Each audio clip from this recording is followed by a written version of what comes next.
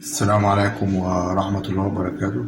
اليوم بتاريخ 11/7/2024 حصل حريق فظيع جدا وهائل جدا في محطة محولات كهرباء بأسوان بطريق السادات. كان حريق صعب جدا، وندعو الله سبحانه وتعالى إن ربنا يحفظنا جميعا يا رب العالمين. شهدت مدينة أسوان حادث مؤسف جدا اليوم 11/7/2024 على حوالي كده الساعة 6. حريق هائل جدا في محطة المحولات الكهرباء الواقعة على طريق السادات. الحريق طبعا سبب في انقطاع التيار الكهربائي في عدد كبير جدا في أسوان، وطبعا أدى إلى حالة من الهلع بين السكان، لأن الدخان كان رهيب جدا والحريق كان فظيع جدا. شُهدت ألسنة اللهب والدخان الكثيف يتصاعد من المحطة.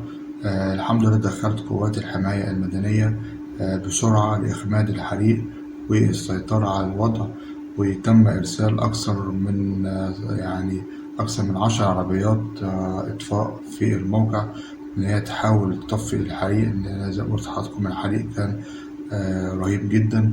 وندعو الله سبحانه وتعالى ربنا يحفظنا جميعا يا رب العالمين، وتزال التحقيقات جارية لمعرفة الأسباب الدقيقة لوراء هذا الحريق. وبتشير التقارير الأولية إن الاحتمال وجود خلل فني أو في مشكلة في التوصيلات الكهربائية، ومن المتوقع أن تعلن السلطات المسؤولة عن نتائج التحقيق فور الانتهاء منه.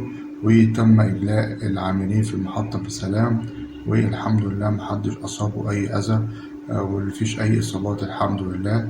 الحقيقة بس في أضرار مادية كبيرة جدا جدا في محطة المحولات، وطبعا يستغرق إصلاح هذا الإضرار بعض من الوقت.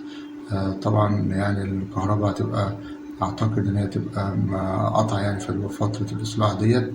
الحادث طبعا بيسلط الضوء اللازم الصيانة الدورية والتأكد من سلامة البنية التحتية لمحطات الكهرباء وتجنب مثل هذه الحوادث في المستقبل. وبتوصل الجهات المعنية دلوقتي حالا جهودها لمعرفة هذا السبب، والحمد لله تم السيطرة كاملة على الحريق، والحمد لله مفيش أي حد أصابه أي أذى الحمد لله. دي كانت نبذة مختصرة عن الحريق اللي حصل اليوم في محطة محولات كهرباء بطريق الخزان طريق السادات في مدينة أسوان. وربنا يسترها علينا جميعا يا رب العالمين، ويبعد علينا أذى يا رب العالمين. أشوف حضراتكم على ألف خير، والسلام عليكم ورحمة الله وبركاته.